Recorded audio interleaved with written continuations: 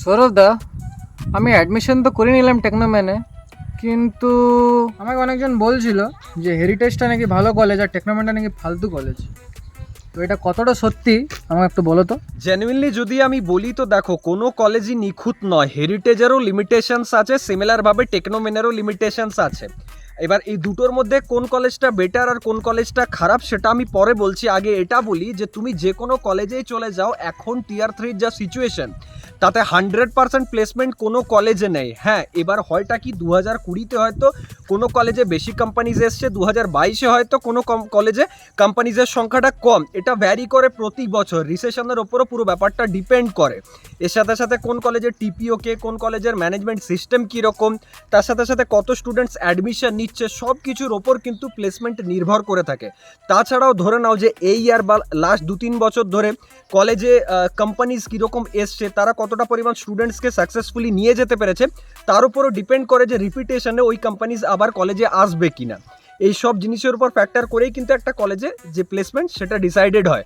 এটা ছাড়া আমি আরেকটা গুরুত্বপূর্ণ ব্যাপার বলতে চাই যে আজকের ডেটে ম্যাক্সিমাম স্টুডেন্টসের মাইন্ডসেট এটাই যে আমি 10 লাখ টাকা দিয়ে একটা কলেজে অ্যাডমিশন নিয়ে নিলাম, আমি পড়াশোনা করবো না, আমি ঘুরে বেড়াবো, সাউথ সিটি ঘুরবো, এখানে এক্সপ্লোর করবো, ওখানে ক্যামেরা নিয়ে ফটোগ্রাফি করবো, ইনস্টাগ্রামে ফটো ছাড়বো, আর লাস্টে কলেজ যদি আমাকে প্লেসমেন্ট না দিয়েছে তাহলে আমি কলেজকে গাল দেবো এবং ওর্স্ট কলেজের একটা তকমা লাগিয়ে দেবো। তো যাই করে নাও তুমি, তোমাকে তোমার কলেজ প্লেসমেন্ট দেবে না তুমি যদি নিজের স্কিল না ডেভেলপ করেছো। আর যদি নিজের স্কিল থাকে না, তো যায় আসে না যে অন ক্যাম্পাস প্লেসমেন্ট কলেজে হচ্ছে নাকি হচ্ছে না।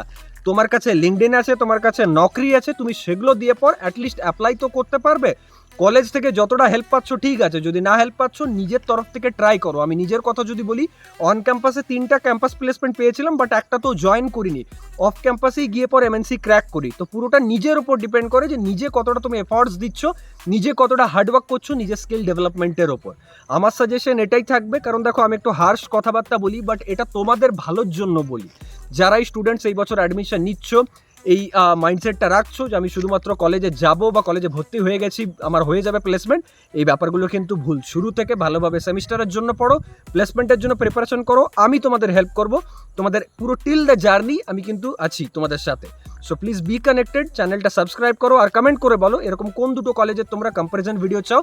লাস্টে বলে দিচ্ছি যে অবশ্যই হেরিটেজ বেটার, বাট টেকনোমেন খারাপ নয়। থ্যাঙ্কস এভরিওয়ান, দেখা হচ্ছে নেক্সট ভিডিওতে।